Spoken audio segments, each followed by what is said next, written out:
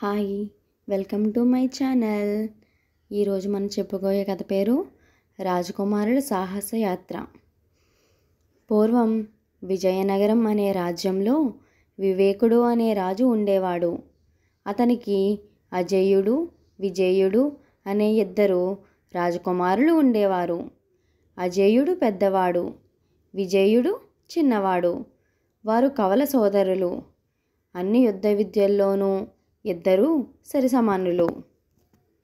కానీ అజేయుడు కంటే విజేయుడు బుద్ధిబలంలో కూడా మెరుగైనవాడు.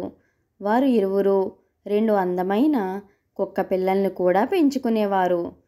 కొన్ని రోజుల తర్వాత రాజకుమారులిద్దరూ అనేక రాజ్యాల పర్యటన చేయాలని అనుకొని 2 గుర్రాలపైన వారికి ఎంతో ఇష్టమైన కుక్క పిల్లల్ని తీసుకొని రాజ్య పర్యటనకై బయలుదేరారు.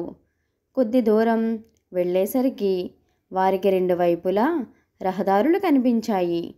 ఇద్దరూ వేరువేరు దారుల వైపు వెళ్ళాలని నిశ్చయించుకున్నారు. వారు ఇరువురు ఒక చెట్టు దగ్గర నిల్చొని ఒక మొక్కను నాటారు. వారిద్దరూ ఇలా అనుకున్నారు, 1 సంవత్సరం తర్వాత ఇద్దరం మనం ఇక్కడికి వచ్చి కలుసుకుందాం అనుకున్నారు. ఒకవేళ ఈ మొక్క చనిపోతే మన ఇద్దరిలో ఎవరో ఒకరు చనిపోయినట్టు గుర్తు అనుకొని వేరువేరు దారులలో రాజ్య పర్యటనకు బయలుదేరారు. ఈ విధంగా అజేయుడు అనేక రాజ్యాలు తిరిగి అవంతిపురం అనే ఒక రాజ్యానికి వెళ్ళాడు. అక్కడ ప్రజలందరూ చాలా బాధపడుతూ ఉన్నారు. ఎందుకు ఇలా ఉన్నారు అని అక్కడ ఉన్న ఒక ముసలావిడని రాజకుమారుడు అడిగాడు. దానికి ఆ ముసలావిడ ఈ విధంగా సమాధానం చెప్పింది. ఈ రాజ్యంలో రాజుగారు చాలా మంచివారు. ప్రజలను కన్నబిడ్డలులాగా చూసుకునేవారు. ఆయనకు ఒకానొక్క రాజకుమారి ఉంది. ఆవిడ అందాల రాశి. ఒక సందర్భంలో ఈ ఊరిపై కంటకాసురుడు అనే రాక్షసుడు ఊరిపై పడి దొరికిన మనుషులను, పశువులను తినేసేవాడు. చివరికి రాజుగారితో యుద్ధం చేసి ఆయనని కూడా ఓడించాడు.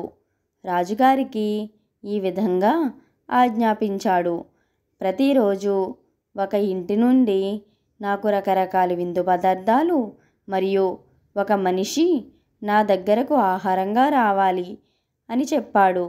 దానికి రాజుగారు కూడా సరే అన్నారు. ఆ విధంగా ప్రతిరోజు ఒక ఇంటి నుంచి అతనికి ఆహారంగా ఒక మనిషి మరియు విందు పదార్థాలు పంపిస్తున్నారు. కానీ ఈరోజు రాజుగారు వంతు వచ్చింది. ఆయన తన గారాల పుత్రికను పంపించవలసి వచ్చింది. అందుకే ఊరి ప్రజలందరూ ఎంతో బాధపడుతున్నారు అని ఆ ముసలావిడ రాజకుమారుడికి చెప్పింది. రాజకుమారుడు రాజుగారి దగ్గరికి వెళ్ళి ఆ రాక్షసుణ్ణి తాను సంహరిస్తానని మీరు ధైర్యంగా ఉండండి అని చెప్పాడు. దానికి ఆ రాజుగారు, నువ్వు ఈ విధంగా చేస్తే నా కుమార్తెను ఇచ్చి వివాహం చేస్తానని చెప్పాడు. అజేయుడు వెంటనే తన గుర్రంపై రాక్షసుడి దగ్గరికి వెళ్ళి వాడితో యుద్ధం చేసి రాక్షసుడిని సంహరించాడు. తిరిగి రాజ్యంలోకి వచ్చిన తర్వాత రాజుగారు చాలా సంతోషించి తన కుమార్తెను అజేయుడికి ఇచ్చి వివాహం చేశాడు. తన రాజ్యాన్ని కూడా రాజకుమారుడికి ఇచ్చాడు. అప్పటి నుంచి అజేయుడు ఆ రాజ్యంలో ప్రజలకు ఏ విధమైన కష్టం కలగకుండా సుఖంగా పరిపాలిస్తున్నాడు. ఒకనాడు వేటకు వెళ్ళాలి అని అడవికి బయలుదేరాడు. కానీ ఎన్ని రోజులైనా తిరిగి రాలేదు. రాజకుమారుడు ఏమయ్యాడు అనే విషయాన్ని మరొక స్టోరీలో తెలుసుకుందాం. Thank you for watching. Like, share and subscribe.